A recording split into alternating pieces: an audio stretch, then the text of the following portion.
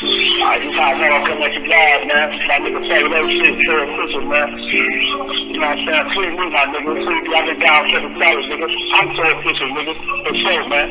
Free Ronnie, nigga. Eddie got another one. Yo, what up? What's happening? Welcome to another episode of Outside Looking Inside, Surviving Prison, the quarantine edition. You feel me? I got Lenbob on the phone from his correctional institution. So we're gonna hop right into it, man. I'm gonna get to ask you some questions so we can utilize all this time and get all of these questions in and answered. So first, how you doing, man? How everything going for you? I'm hanging in there, man. You know, this coronavirus thing got everything upside down up in here, man. You know? Yeah. Did anyone test positive for the COVID-19 in there?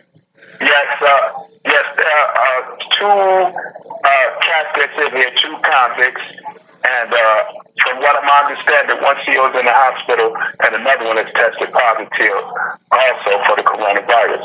Oh wow. How you think it got inside of the institution? Well, for one, they cut visits off, so we weren't allowed no visits since like the middle or ending of January, I believe, or the beginning of February. We weren't allowed any visits. No people coming in from the outside. And being that none of us in here had it, none of the convicts in here had it. The only way we got it was brought in by staff or COs brought it inside of this institution or any institution of that matter. Right. Because we're not allowed to go anywhere. We're here. Okay. All right. What did they do? What did they do with the inmates that tested positive for the COVID-19? Well, from my understanding, they have them quarantined, and that's all we know. Where we don't know, but we just know they have them quarantined somewhere. Did anybody pass away? Well, not here in Grafton, but 3 people have passed away. This call is originating from an Ohio correctional facility and may be recorded and monitored. Well, let me say that the new word is offender. I know of 3 offenders passed away at Pickaway and 1 CO at Marion Institution so far that I know of. Oh, a CO too, huh? Okay. Social distancing. What steps are being taken in the institution you located in to ensure that y'all social distance without having to be locked down? Well, what they're doing now, they have 1 cell block interacting with just that 1 cell block. You know, we get to go direct like once a day. But it's hard to do the 6 feet distancing anyway, Right. because we're so congested, man. And the prisons in Ohio, it's like over 10,000 something over the capacity of what they're supposed to be holding. So it's really impossible for us to really practice social distancing when the prisons are overcrowded. Grafton is too. Okay, so when you say that they got 1 cell block interacting with 1 cell block, you mean like the cell block that you in, y'all just with each other and y'all not interacting with other cell blocks. They got all of the cell blocks separated. Yes, all that's over with. No more mingling. Just the cell block that you're in. That's who you eat with. That's who you wreck with. That's who you're with 24/7. Okay. You don't come in contact with no other cell blocks. Period. Okay.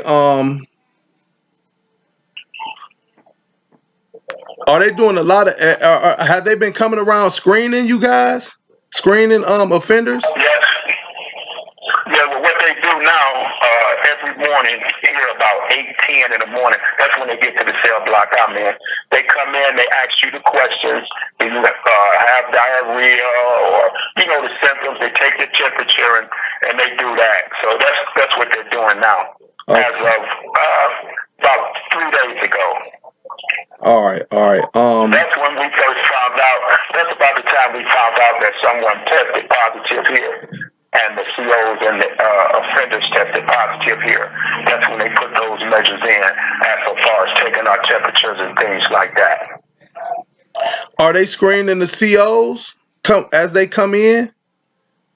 Because I know like they leaving and coming back in, so they can come in and then they can get screened and come in and work a day and then go home and come in contact with somebody who has it and then come back in. And like if they get screened, then it can't even be detected that fast. So they can come in and bring and drop it off, and because they saying it take like 14 days or something, to my understanding. Okay, this is the thing here, right? They screen them the same way that they were doing us. What I was just telling you how they do us now. They've been doing them that way since the coronavirus thing hit or whatnot, and they were screening them with the temperature and asking them the questions and whatnot. And that's what they were doing. But can I speak on that some? Yeah, for sure. Okay. About a month ago, I let them know, hey, I seen it on the news where Dr. Fauci and the other top doctors in this country and abroad were saying, people have. This call is originating from an Ohio correctional facility and outside may be looking recorded inside. and monitored. Hit that thumbs up. People hit have thumbs down. People have the coronavirus and do not show signs of the symptoms. So they said that the best way to do would be to wear a mask. If you don't have the N95, it will not stop you from receiving and getting the coronavirus.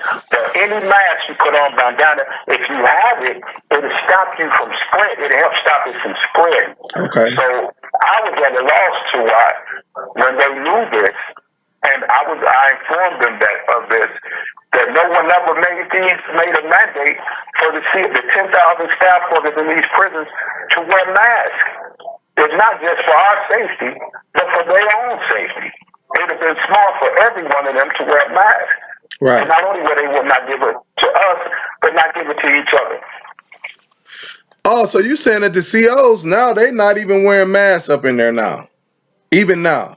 Well, now they are. Once they found out that some people tested positive, or some offenders and some officers, then now it was mandated that they wear them, and us too. But they really pressing us to wear them now. But I'm trying to understand is why wasn't they pressed to wear them before, when it all was known through the top doctors in this country and abroad that you can have it. So the procedures, the screening that they were using, it didn't matter because a person can have the coronavirus and not show no signs of the symptoms. And the top doctors in this country and abroad said wearing a mask would prevent you from spreading it. Okay. And I couldn't understand why they was not wearing masks, not only to protect us, but to protect themselves from each other. Wow. Okay, so how do you think the governor is doing overall in society and with the prisons with this epidemic? Well, I speak honestly, and I'm just going to tell the truth. From my opinion, I believe he's doing a great job with society, man. Him and Dr. Amy Ashton, or whatever they call her now, they doing a great job, and with the information and passing it on, and the people in Ohio is doing a great job taking advice and following that advice that they're giving them. Mm-hmm. Now, as far as the prison system, like I said again, it's 47,000 prisoners in these prisons in the state of Ohio. They over 10,000 of capacity. Out of all of the people that he could release, he only came up with 105.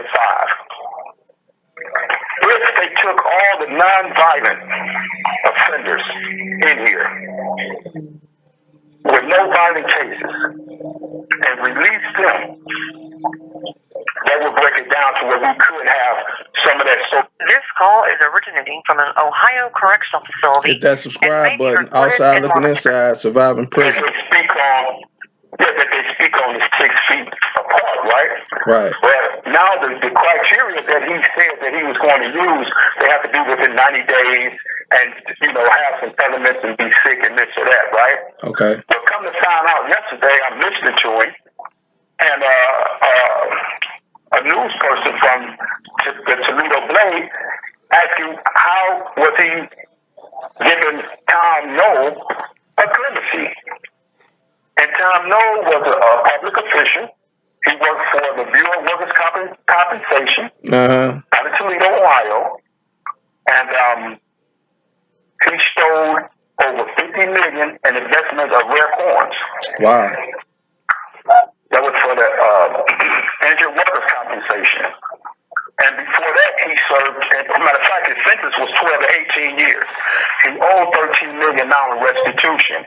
His sentence was 12 to 18. He has 12 in. He has 6 more left. That's way over 90 days. Okay?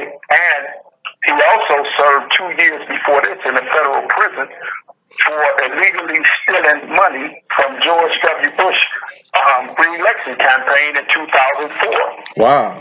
Furthermore, I found, listen to this. Furthermore, I found out that the Wine's political action committee,